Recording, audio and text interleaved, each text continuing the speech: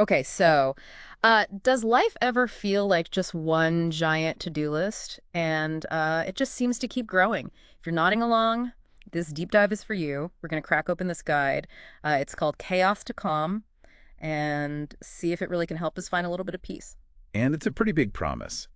But this isn't just another like decluttering guide or something. This one really gets into the connection between our mental state and our physical spaces. It's saying that they're way more connected than we might think. Yeah, I mean, I get that a really messy desk can be super distracting, but this guide is saying that clutter actually increases our stress levels Yeah. and it makes it harder to focus. Makes it harder to focus, right? And there's actual science to back that up. It has to do with cortisol. That's the stress hormone we've all heard of. So the guide says that when we're always surrounded by clutter, our brains think that it's a threat, and it triggers like a low-grade fight-or-flight response. That means more cortisol. Oh, wow. And over time... Okay, so I'm picturing my junk drawer right now, and I'm like suddenly having cortisol flashbacks. Well, So what exactly does this like constant bath of cortisol do to us? well, think of it like this. Cortisol is really meant for short bursts of energy, like when you're facing some kind of danger. But when it's constantly flowing through you, it starts to really mess things up. The guide talks about a ton of different effects it can have. Things like digestive issues, heartburn, IBS, even increased risk of heart problems. And it can even mess up your sleep. Wow. Okay, so deep dive takeaway number one. That pile of clothes on the floor isn't just an eyesore. Yeah. It's a public health hazard. Okay, so I'm definitely ready to declutter now. But before we like go full Marie Kondo on everything, the guide talks about why we have clutter in the first place. Well, Because, I mean, most of us aren't trying to live in total chaos, right? yeah, definitely. It's almost never just laziness. Yeah. The guide talks about some of the common clutter traps that we all fall into. And we can start with the sentimental value vortex. Like when you have that old concert T-shirt that you haven't worn in forever, but you just can't get rid of it because it reminds you of a good time. Oh, yeah, totally. I have a whole box of those. It's like my own personal museum of bad fashion decisions. But the guide says that there's a difference between like actually cherishing a memory and just clinging to some object. Yeah, it's all about recognizing that the memory is what's important, not the object itself. And there are ways to keep those memories without keeping all the stuff. Okay, so maybe I don't need to keep every single ticket stub from every concert I've ever been to. Got it. But what about what if I need this someday problem? I mean, I know I've kept stuff for years just in case I might need it for something in the future. I know, right? And it never happens. We've all been there.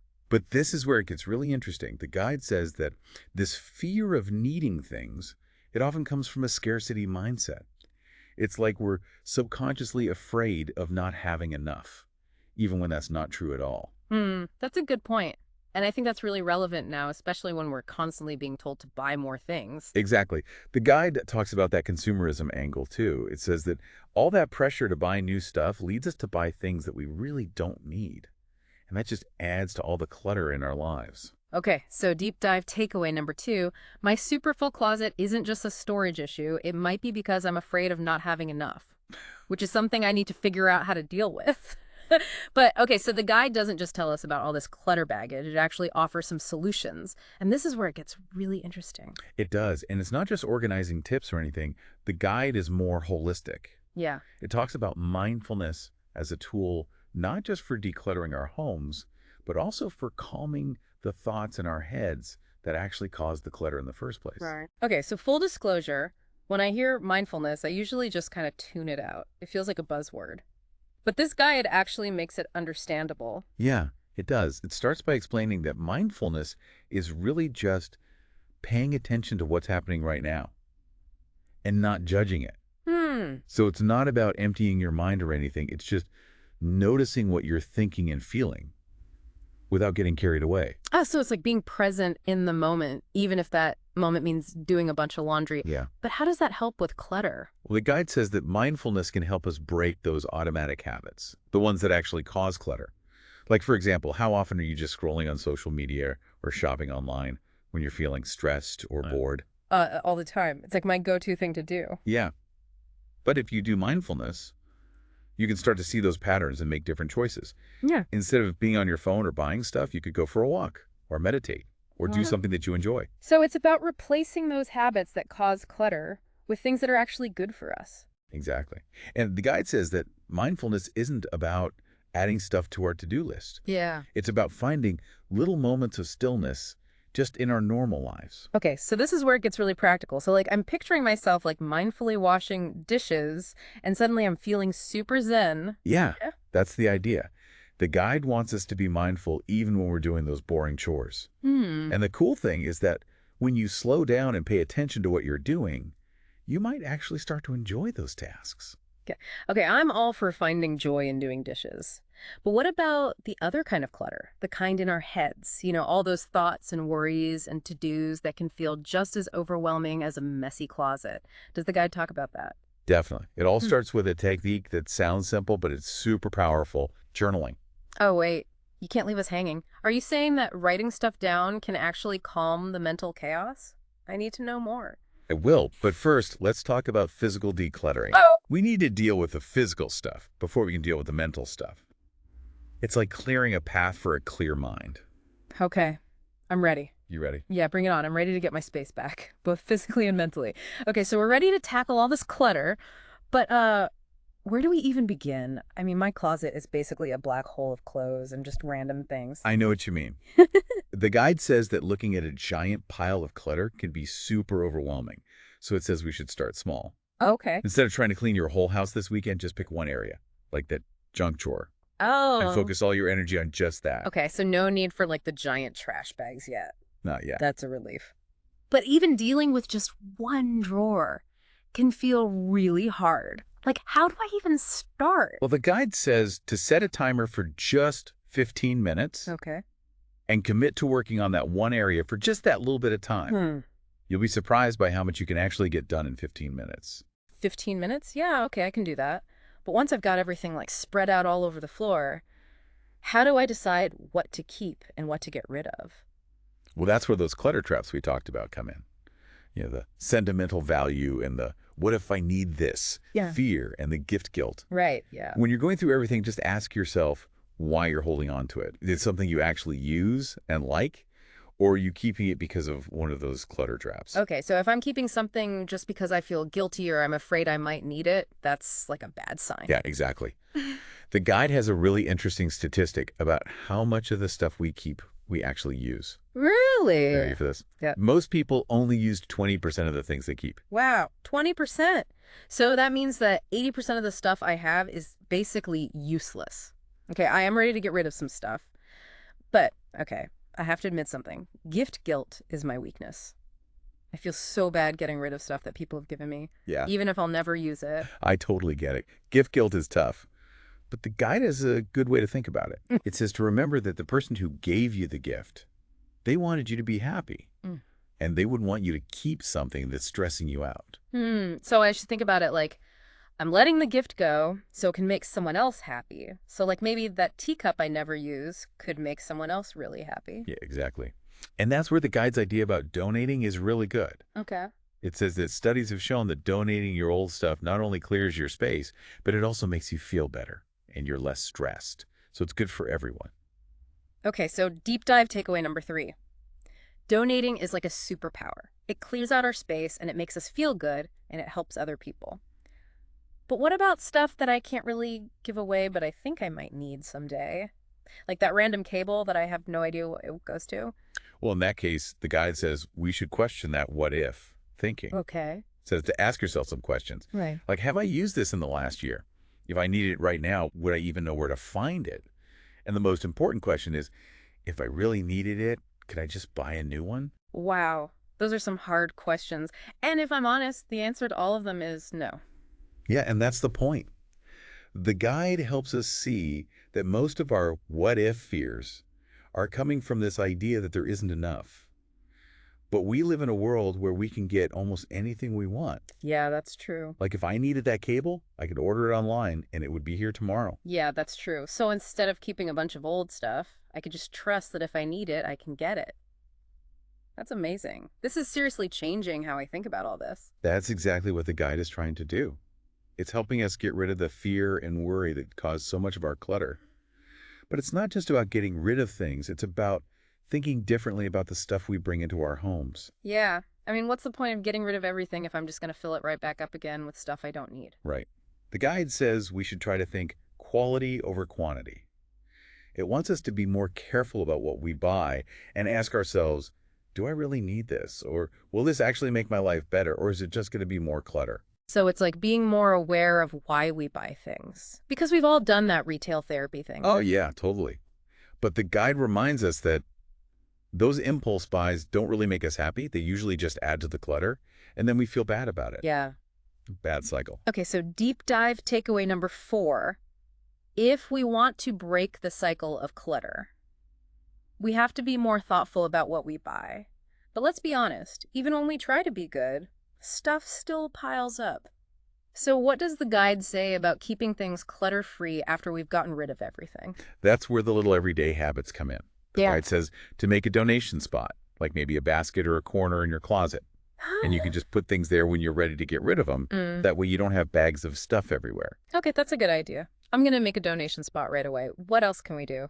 Well, the guide also says that it's important to declutter regularly, even if it's just for a couple minutes every day. Maybe you spend 5 minutes cleaning up your desk before you go to bed. Or you quickly wipe down the counters in the morning. Yeah. The idea is to make it a habit instead of this big, scary thing you do once a year. Okay, so it's about making little habits instead of doing these massive cleanings that make us feel exhausted. Exactly. And the guide reminds us that this is a journey, you know? There are going to be times when we mess up or get overwhelmed.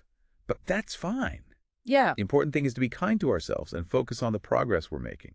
And just keep in mind those ideas about mindfulness and being intentional and having compassion for ourselves. Okay, I'm feeling really inspired. I'm going to tackle all my clutter.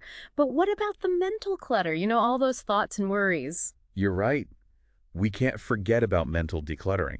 That's just as important. Yeah. Maybe even more important. Yeah. So how do we get rid of that mental junk drawer? Does the guide say we should just throw away thoughts like they're old receipts? Well, not exactly. Yeah. But it does compare our minds to filing cabinets. And just like regular filing cabinets, our minds can get really messy and disorganized, and then it's hard to find what we need. Yeah, I know that feeling. It's like having a million tabs open in my brain and I can't focus on anything. Exactly. So how do we organize that mental filing cabinet? Well, the guide says to start with something we talked about earlier, journaling. But it's not just writing down whatever you're thinking. It's about using journaling to help you declutter your mind. Okay, I like that. Are you telling me that writing in a notebook can really help all that mental clutter? Tell me more. Okay, so it all starts with a technique called brain dumping. And it's exactly what it sounds like. You just get all your thoughts out of your head and onto the paper. Oh, wow. Ready to dive into the world of journaling for mental clarity. Okay, so brain dumping. It sounds kind of intense, but also kind of awesome. Is it really that simple? I just write down anything that I'm thinking about. Yeah, pretty much. The guide says we should just let it all out. Don't worry about grammar or spelling or even making sense. Just let the words come out. It's like a detox for your mind. So it's like I'm hitting Control-Alt-Delete on my brain and letting all those temporary files just spill out. Yeah. Okay, I like that. But what's the point? Is this just venting or is there more to it? There's definitely a strategy. The guide says that brain dumping is only the first step. Once you've got all those thoughts and feelings out, you need to step back and look at them. So I don't just close my journal and that's it. There's more. Yeah. Yeah. The guide says to go back and actually read what you wrote. It's about noticing patterns and things that come up a lot and those negative thoughts that we get stuck on.